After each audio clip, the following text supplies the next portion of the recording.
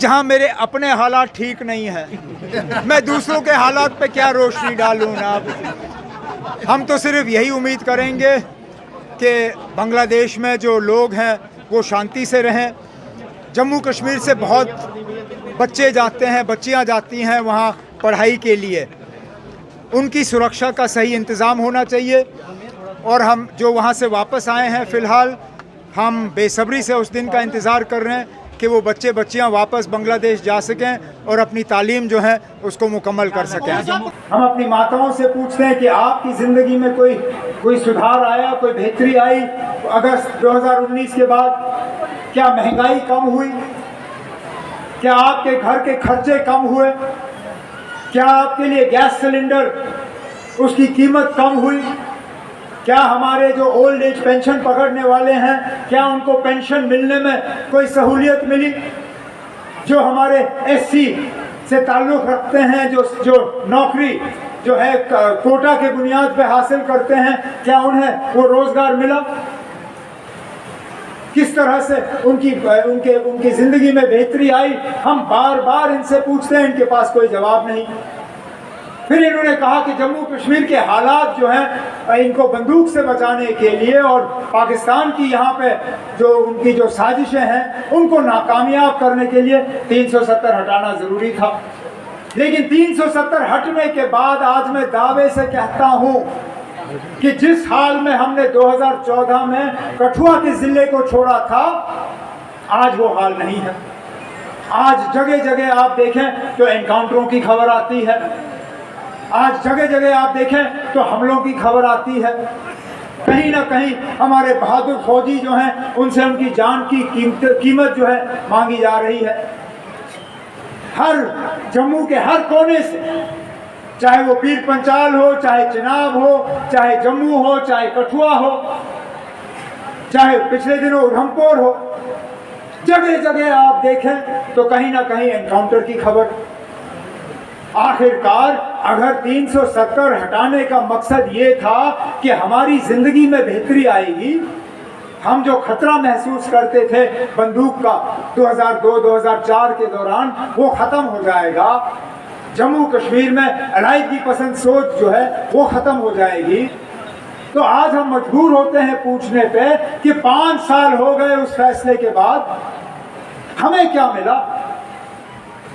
क्या मिला हमें? मुझे कोई ऐसा नया प्रोजेक्ट नजर नहीं आता है जिसके बुनियाद पे मैं ये कहूं कि हाँ जी हमें कुछ फायदा मिला। आज महंगाई जो है उससे हम दबे जा रहे हैं। मुल्क में सबसे ज्यादा बेरोजगारी अगर कहीं पे है तो जम्मू कश्मीर में है। आज हमें अपने जमीनों से बेदखल किया जा रहा है। जिन जमीनों का मालिकाना हक लैंड टू टिलर के तहत जनाब बाबा कौम शेर कश्मीर शेख मोहम्मद अब्दुल्ला ने यहाँ के लोगों को दिया, ये हम मान के चलें कि इस मुल्क में अगर कोई ऐसा इलाका है जहां दलित हमारे भाई बहन सिर ऊपर करके चल पाते हैं वो जम्मू कश्मीर है, क्योंकि यहां दलित अपने जमीन का मालिकाना हक रखता है। मुझे बताइए और कौन सी ऐसी जगह हैं इस मुल्क में जहां जब दलित दूल्हा अपनी दुल्हन को लेने के लिए अपने बारात को लेके जाता है तो घोड़े पे बैठ के जाता है और किसी की जुर्रत नहीं होती है कि उसको घोड़े से उतार के उसको पैदल चलाया जाए। बाकी मुल्क में तो हमने हाल देखा, और ये सिर्फ और सिर्फ तब मुमकिन हुआ जब 370 के तहत उस वक्त हमारे हुक्मरान ने बिना एक पैसा मुआवजा लिए रातों रात यहाँ के लोगों को शख्सी और वो उस चकदारी और जमींदारी के निज़ाम से जो है निजात दिला के हमें वहाँ से आज़ाद किया। लेकिन आज 370 के हटने के बाद मौजूदा हुकूमत की लगातार कोशिश है कि हमें इन ज़मीनों से हटा दिया जाए, इन ज़मीनों से हमें बेदखल किया जाए। हमारे जो शेड्यूल ट्राइब के भाई यहाँ बैठे हैं, जिनका हक है इन जंगलों से जो है अपनी कमाई हासिल करने का, फॉरेस्ट राइट्स एक्ट के तहत इनको अपना हक मिल जाना चाहिए था, इनको इस हक से महरूम रखा गया। इन्हें जंगलों में जो है अपने माल मवेशी को लेके वहाँ चराने की जगह जो है उसकी वो नहीं दी जाती। और कहने के लिए ये लोग कहते हैं नया जम्मू कश्मीर, खुशहाल जम्मू कश्मीर। अरे कहाँ की खुशहाली, इसीलिए तो ये इलेक्शन अभी तक करा नहीं पाए, इसीलिए तो डर के मारे ये लोगों से दूर रहे। आज जब ये इलेक्शन की बात करते हैं तो हमारे ऊपर कोई मेहरबानी नहीं कर रहे हैं। ये तो सुप्रीम कोर्ट का हमारे ऊपर एहसान है कि जब 370 के मामले में वो अपनी सुनवाई कर रहे थे तो सुनवाई के फैसले में उन्होंने हुकूमत को कहा कि आपने 30 सितंबर से पहले यहाँ इलेक्शन कराने हैं, नहीं तो ये लोग कोई और बहाना करके यहाँ इलेक्शन टाल देते। लेकिन इस बार इनको टालने का मौका नहीं मिलेगा इंशाअल्लाह। जैसे अब खबरें आ रही हैं, पिछले दिनों जो बीजेपी का यहाँ इंचार्ज है, मरकज में वजीर हैं रेड्डी साहब, उन्होंने भी कहा कि सितंबर में इलेक्शन शुरू होंगे। पिछले दिनों एक अखबार, अंग्रेजी अखबार को इंटरव्यू देते हुए हमारे जो लेफ्टिनेंट गवर्नर साहब हैं, उन्होंने भी कहा है कि जल्दी इलेक्शन होंगे।